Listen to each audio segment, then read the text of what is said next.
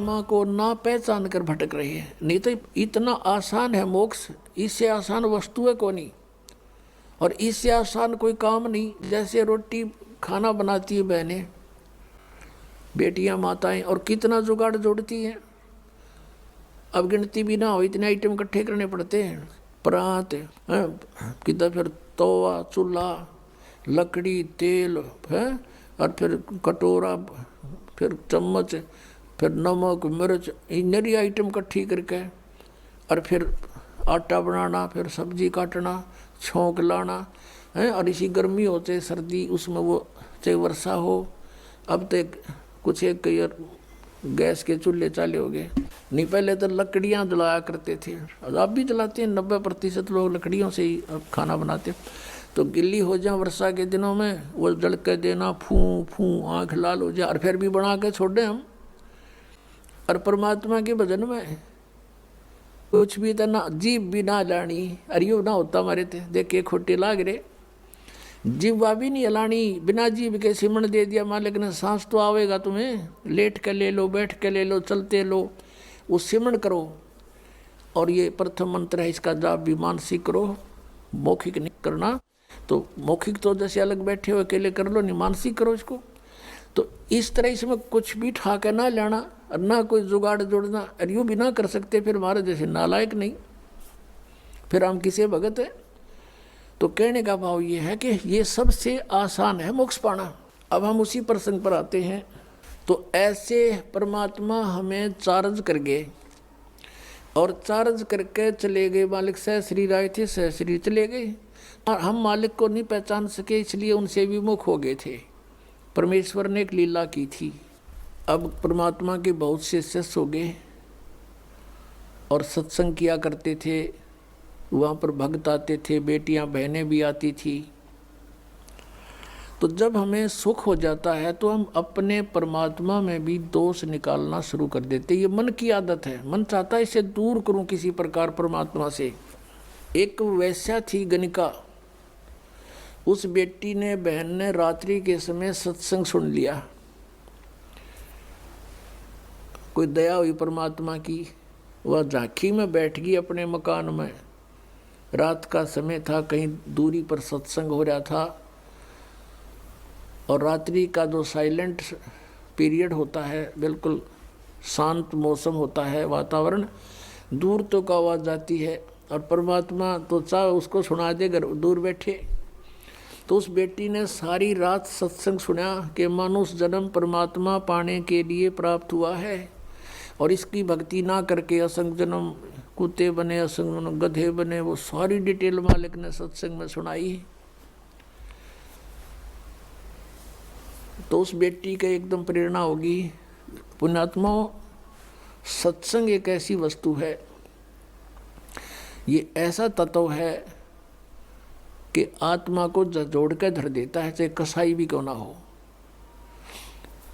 तो उस बहन की नींद हराम होगी, तेने तो जुल्म कर दिया, तेरे तो कोड लगेगा, बुरा हाल होगा, और शुभ काम कोई बना नहीं है भगवान। अब क्या बने? सारी रात बेचैनी में इधर उधर घूमती रही। जब सत्संग के बोलिया तो अगले दिन वो फिर मालिक ने दया करी, वहीं आसपास किसी दिन 1-2 दिन के बाद वहीं सत्संग उसके हो गया आसपास। अब वो लड़की वहाँ पहुँची, परमात्मा से कहा कि हे गुरुवर, क्या मेरे जैसी पापन का भी उद्धार हो सकता है? परमात्मा ने कहा बेटा, उसने कहा, परमेश्वर ने पूछा कि आप क्या बात बेटी, या तो कोई भी मुझे निरपराध व्यक्ति नज़र नहीं आता, सभी कोई ना कोई अवगुण करते ही रहते हैं, और सत्संग में उसी का समाधान होता है। उस लड़के ने कहा, परमात्मा मैं तो बहुत निकम्मी औरत हूँ, ऐसे ऐसे मैं गणिका हूँ, वैसा हूँ, क्या मेरे जैसी दुष्टा का भी उद्धार हो सकता है? परमात्मा ने कहा बेटा, अब कितना ही मैला कपड़ा है, उसका साफ करने का तरीका साबुन और जल है। सत्संग यही काम करता है। लेकिन बेटी, पीछे बनी सो बनी, आगे मत करना। कान पकड़ लिया उस बेटी ने कि आज के बाद परमात्मा कुछ भी नहीं करूँगी मैं, अपना मांग का भोजन खा लूँगी। फिर परमात्मा ने कहा बेटा जो भी तेरा ठीक है संस्कार था, लेकिन इस संस्कार को चेंज कर देंगे हम, भक्ति करना। अब उस लड़की ने उपदेश ले लिया। अब पुणात्मा जिसका लागा सोतन जाना, उसने तेन सोचा तू मरगी कति बिरान माटी होगी तेरी, और उम्र भी 40-45 के आसपास हो चुकी है। और पुण्यात्माओं को ये काल जगह जगह अच्छी बुरी तरह फंसाता है। तो उसके लगन लगी, पिछला संस्कार प्रबल था बेटी का, जहाँ भी सत्संग हो लड़की वहीं पहुँच जा और निकट जा बैठे, मालिक के मुँह की तरफ देखे और सत्संग सुने, गहराई से विचार करे। अब क्या होता है कि वहाँ संगत में जैसे कोई और बाहर के व्यक्ति कहने लगे रहे तुम्हारे गुरुजी के पास तो वैश्या भी जान लगी, सुप्रसिद्ध वैश्या थी वहाँ उसकी, काशी शहर की। तो कुछ एक ने तो अपनी बहन बेटियों को, अपने जैसे पुत्रों को जाना बंद करवा दिया, और कुछ एक जो वहाँ जाते थे वो उस लड़की को धमकाने लग गए, तो मत आया कर यहाँ पर, तूने गुरुजी की बेइज्जती करा दी है, सारे शहर में चर्चा हो रही है।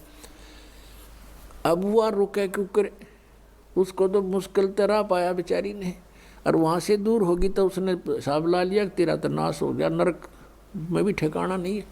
तो अगले दिन परमात्मा के सामने रोने लगी, प्रभु आपकी बेटी है तो पापन, प्रदाता अपना आश्वासन दिया है कि पापी भी पार हो जाते हैं, इस आस में मैं आपके चरणों में लग रही हूँ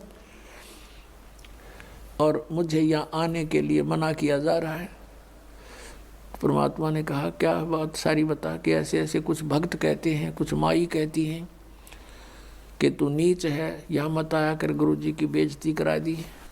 तब परमात्मा ने कहा बेटा तू खूब आया करे, और तुझे मना कर उसको मुझे बताना है। फिर परमात्मा ने सत्संग के माध्यम से उनको आगाह किया, भाई कोष्टी हो वह संत बंदगी कीजिए, हो वैश्या के विश्वास चरण चित दीजियो। यदि कोई भगत के कोड भी लाग रहा हो, चाहे कैंसर हो रही हो, लाड़ पड़ती हो, और वो भक्ति कर रहा है, नाम ले रखा है, उससे नफरत नहीं करनी चाहिए, उसको भी सत्साई बुलावे, प्यार से बोले।